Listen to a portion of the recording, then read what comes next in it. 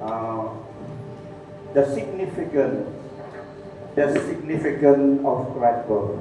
Pentingnya kelahiran Kristus. Penting dan maknanya kelahiran Yesus Kristus. The significance of Christ's birth. Di dalam keempat Injil, the four Gospel menyatakan nubuat tentang akan kedatangan Juru Selamat Yesus Kristus. 700 tahun sebelum actual birth of Christ telah dinubuatkan. Dan Tuhan Yesus datang dalam perjanjian baru menggenapi semua nubuatan di dalam Old Testament tentang kedatangan Juru Selamat. So kita akan lihat dalam 5 pentingnya the significance of Christ's birth pada pagi hari ini. Yang pertama, fulfillment of God promises.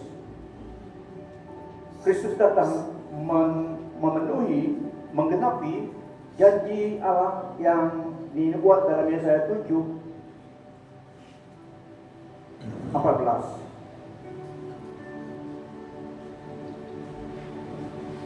Dalam Yesaya ayat 14. Oleh sebab itu Tuhan sendiri akan memberikan tanda kepadamu. Sesungguhnya seorang anak darah akan mengandung dan melahirkan seorang anak lelaki, dan dia akan menamainya Immanuel. Ini dinubuat 700 tahun sebelum Kristus datang lahir ke dunia ini. Yesus Kristus datang menggenapi nubuatan ini. Di dalam Injil Matius 1 dan juga dalam keempat Gospel, Kristus membuktikan dan menggenapi nubuatan ini dalam dan melalui dirinya. Membuktikan, menggenapi nubuatan dan membuktikan kasih Allah, keagungan rencana Allah bagi manusia. Christ fulfilled centuries of Old Testament prophecies concerning God's faithfulness and sovereign plan for humanity. Itulah keistimewaan kelahiran Yesus. Allah sendiri menggenapi apa yang dia ucapkan dan janji. Yang kedua, signifikan kelahiran Kristus. Yang pertama tadi, Yesus datang dilahir menggenapi nubuatan yang Allah catat dalam Yesaya. Dari Injil Matius datang menggenapi itu. Dan yang kedua, the significance of Christ's birth, pentingnya dan maknanya kelahiran Yesus adalah God with us, incarnation. Allah menjadi manusia. Dia datang, Allah sendiri datang menjadi manusia. Itu adalah satu supernatural intervention. Allah yang maha kuasa, maha hadir, incarnation. Allah menjadi manusia. Manusia terdapat menjadi Allah, tapi Allah datang menjadi manusia. Itulah Tuhan Yesus 100% manusia, 100% Allah.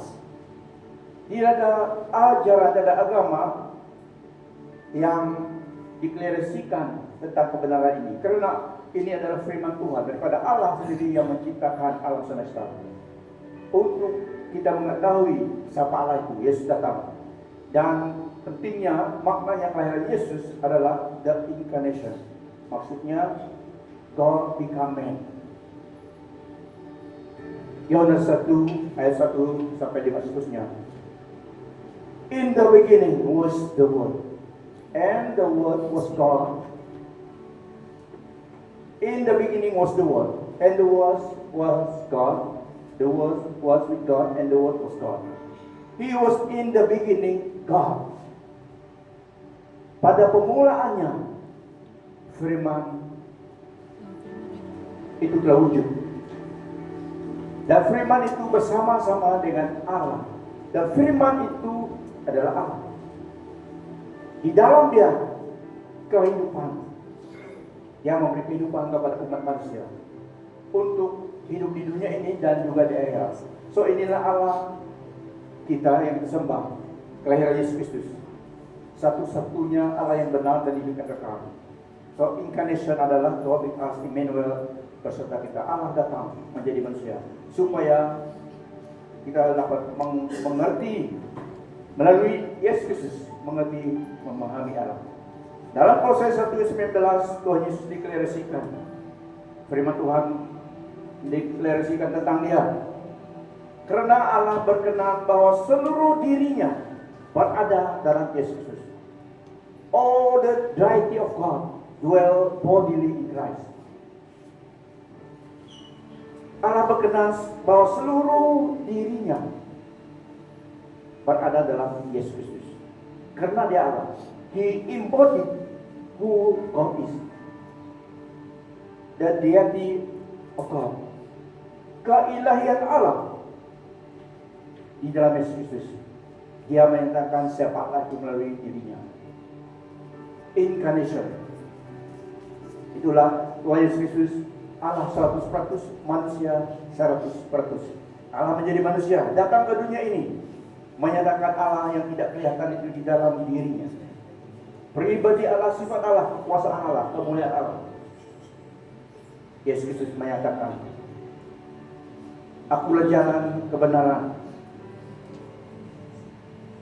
dan hidup. Tiada seorang pun datang kepada Bapa kecuali melalui aku. Ayat 7 seterusnya. Dengan mengenalku, kamu mengenal Bapakku juga. Mulai sekarang, kamu mengenalnya, malah sudah pun melihat Dia. Jadi melihat Yesus Kristus, melihat Allah Bapa, melihat Allah yang tidak kelihatan itu dengan mata kasat kita. Yesus Kristus datang, Allah sendiri datang menyatakan Allah itu dalam dirinya. The eternal Son of God took on human flesh, making the invisible God visible and enabling humanity to understand His nature.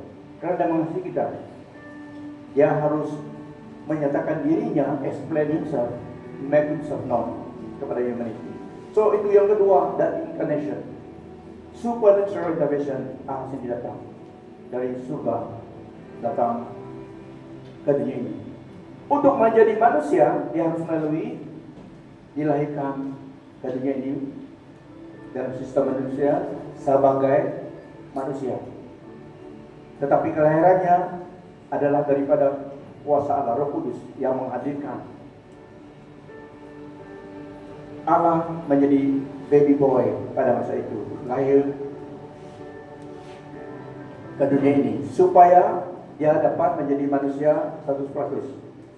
Allah dalam Yesus Kristus. Dari kecil sudah Lord of all. Dia adalah Allah.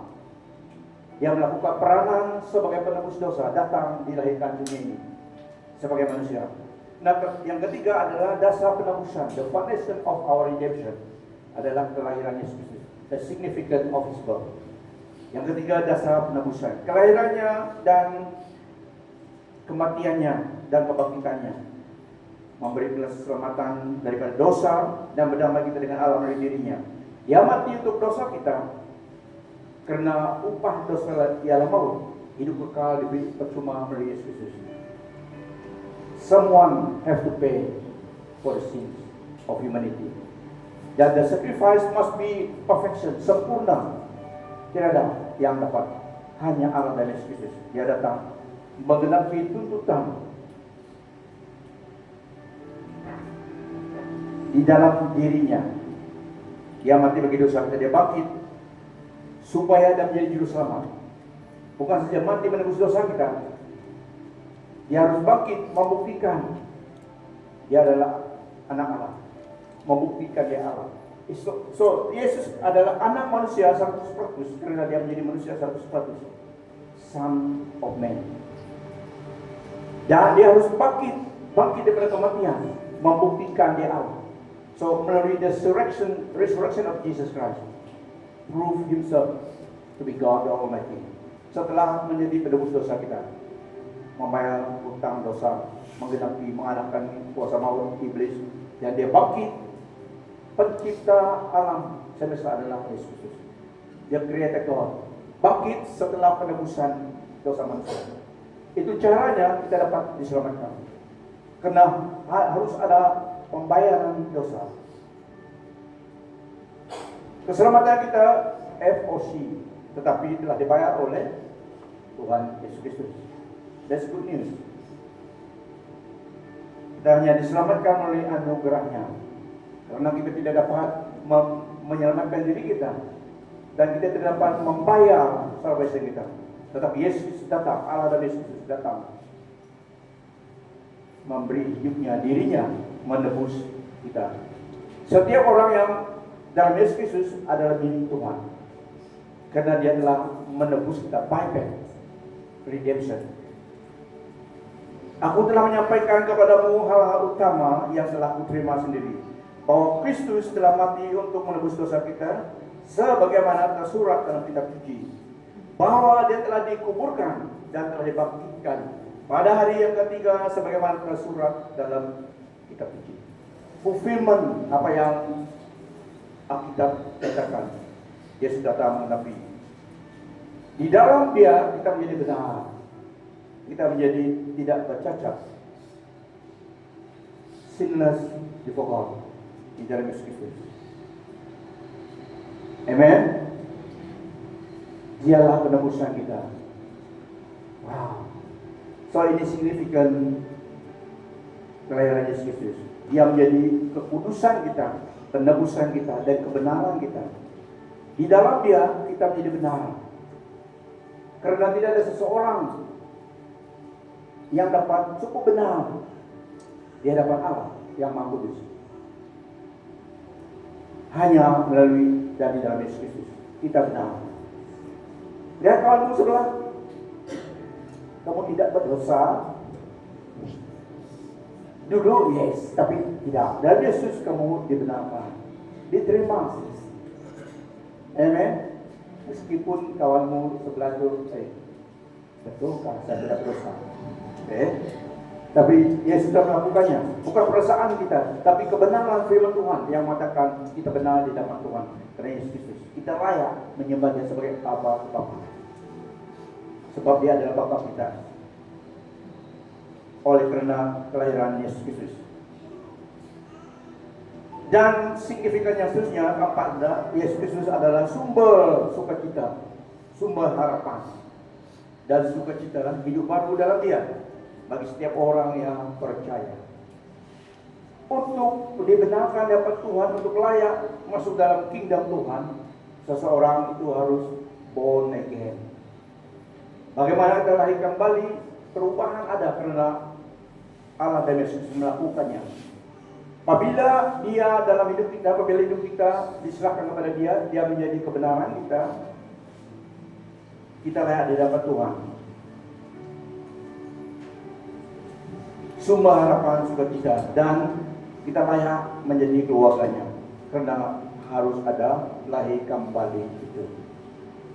Meskipun kita masih di dunia ini, kita dalam hidup Tuhan. Kita telah born again, hidup kita kelahiran baru. Itu adalah supernatural spiritual rebirth. Kita masih dalam tubuh kita, tetapi roh kita menjadi rohani yang baru apabila Yesus menjadi juru selamat kita. Itulah pentingnya seseorang menerima Yesus sebagai Tuhan dan Juru Selamat, supaya layak di hadapan Tuhan dan layak masuk surga. Yang masuk surga itu adalah orang yang telah dilahirkan kembali dalam Yesus Kristus. Dan kelahiran Yesus memberi sukacita, kemuliaan bagi Allah di tempat yang maha tinggi, dan damai sejahtera di bumi di antara manusia yang berkenan kepadanya. Nah, joy to the world. Sejahtera di bumi di antara manusia yang berkenan kepadanya. So, manusia yang berkenan kepadanya saja melalui ayat ini. Tapi Yesus untuk segala bangsa, karena hanya ada satu juru selamat. Tapi dapat sejahtera di bumi antara mereka, antara manusia yang berkenan kepada Allah.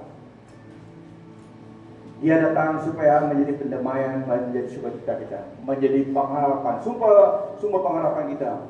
Tuhan Yesus katakan, pencuri datang untuk mencuri dan membunuh dan membinasakan. Aku datang supaya mereka mempunyai hidup, yang mempunyainya dalam segala kelimpahan. The thief come only to steal and to kill and to destroy.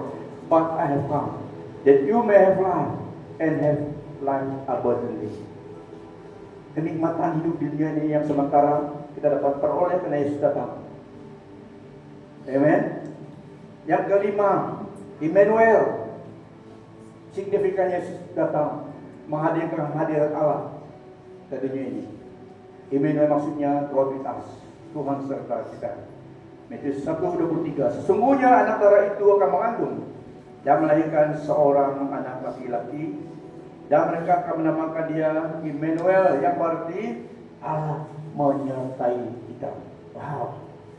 Nah, kelahiran Yesus datang melalui virgin birth. Dia adalah seseorang yang dilahirkan begitu melalui anak darah, tetapi itulah Allah datang dengan secara supernatural. Virgin conceived in a form that Christian believe in the virgin birth of Jesus Christ, meaning he was conceived by the Holy Spirit without human father. So, siapa Bapa Yesus? Roh Kudus. Roh Kudus yang menghadir Yesus Kristus dalam rahim Maria. So the Holy Spirit is the Father of Jesus Christ. God is His Father. Itulah dia anak-anak. Dia datang daripada Allah dengan cara supernatural. Tidak ada human father dia yang melakukan itu, tetapi Allah sendiri intervention, incarnation, the virgin birth. Yesus datang ke dunia ini. Roh Kudus menghadirkan. So Roh Kudus Bapa Yesus Kristus, Allah Bapa dia. Harus melalui rahim seorang perempuan dunia ini supaya dia dapat lahir dari dunia ini sebagai manusia. Supaya nanti dia menjadi penebus dosa kita. Kalau dia datang menjadi Allah terus, tidak dapat kematian, tidak dapat mati, tidak dapat penebusan dosa. Jadi harus dikorbankan. Itulah kasih Allah kepada kita dalam Yesus Kristus. Dia dipermalukan, dia diludah. Dia terus ikut jalan salib itu, dipermalukan. Sudah dia katakan, whoever is ashamed of me in the sinful and adulterous generation, I will be ashamed of him before the holy angels and before my Father. Dia tidak peduli akan malu, akan dicaci maki oleh manusia yang berdosa, karena dia menuju jalan salib karena kasih Allah kepada kita. Harus itu jalannya. Dia diludah, dipukul, dan oleh belu-belunya kita disembuh. Dia melalui semua siksaan itu supaya kita, saudara dan saya, ada harapan dalam hidup ini. Selain kesembuhan, selain kebaikan dalam hidup di dunia ini, eternal life diberikan, pengampunan dosa dan hidup kekal diberikan. So one of these days kita tidak mati-mati. Tapi kalau di sini, kalau Tuhan akan datang 100 tahun lagi, tidak lama juga kalau dosa. Kalau 50 tahun Tuhan akan datang, banyak yang kita ada di sini lagi. Amen. Jangan lambat datang Tuhan, datang cepat. Angkat gerejamu in the rapture. Ini satu event yang akan kita nantikan. The rapture of the church, kebangkitan gereja, supaya tidak pergi lampir dan ya, kebangkitan gereja. Dan dialihkan masuk bertemu Tuhan Yesus di awan biru. Wow. So, kehidupan dalam Yesus dari permulaan hingga akhirnya sampai kemuliaan ada harapan. Amen. Ada harapan. Immanuel Allah beserta kita. So, virgin birth adalah menyatakan kelahiran Yesus yang supernatural. Allah sendiri melakukannya. Dinubuat dan digenapi. Yesus datang menggenapi. In the beginning was the Word, and the Word was with God, and the Word was God. He was with God in the beginning. Through Him all things were made. Without Him nothing was made that has been made. In Him was life, and that life was the light of all mankind. So Immanuel adalah kata Ibrani yang bermaksud God with us. Ini menekankan Yesus bukan saja seorang guru, seorang nabi, tapi dia Allah sendiri, incarnate, menjadi manusia for us. Hadirat Allah memenuhi ruang angkasa. His divine presence fill the universe karena Yesus terlahir. Tidak ada tempat manusia tersembunyi. Dari surga sampai ke bawah bumi, ke lautan. Hadirat Allah, Immanuel, memenuhi angkasa. Dimanapun kita berada, Tuhan beserta kita. Yang bekerja offshore, yang hotel, God is with you there. Yang berkebun jauh dulu, tanam sawit, yang hotel, God is with you. Yang dibeli juga di mana-mana, di KL, di mana berada, Allah hadirat Allah beserta kita. Yang penting kita dalam Yesus Kristus. Amen. Karena Yesus datang melakukan itu, memungkinkan. Dia katakan, I am the Alpha and the Omega, the first and the last, the beginning and the end. Vocabulary manusia yang digunakan Allah supaya manusia dapat mengerti the awesome God. In His reality, Yesus datang. Dia tidak akan datang sebagai bayi lagi. Dia akan datang in the second coming after the rapture. Dia akan datang menjadi raja di atas segala raja. Ini adalah masa anugerah Tuhan. Apabila dia datang lagi, adalah masa pemerintahannya di dunia ini. 1000 tahun. Wow. Di sana kalau orang mati 300 tahun umurnya atau 100 tahun is considered dead. 1000 tahun. Tapi yang kita sekarang ini kita menantikan the rapture of the church. Diangkat oleh Tuhan, bertemu dengan Yesus di awan biru. Setelah 7 tahun tribulasi di dunia ini, kita turun bersama dengan Tuhan. Memerintah 1000 tahun. Memerintah dunia ini 1000 tahun. New heaven and new earth. Sebelum new heaven and new earth. 1000 tahun. Wow. Karena masih ada manusia yang belum memiliki tubuh supernatural. Kita yang diangkat ini tadi, kita turun dari surga, tidak mati-mati lagi. Kita yang memerintah bersama Tuhan Yesus 1000 tahun. Memerintah manusia biasa di dunia ini. Karena masih ada perkawinan, ada yang mati juga.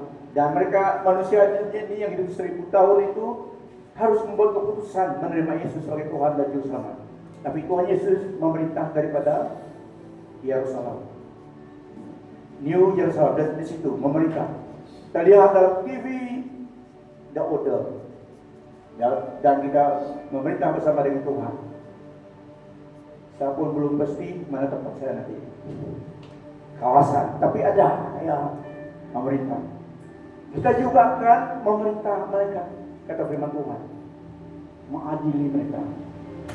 Dan 1000 tahun itu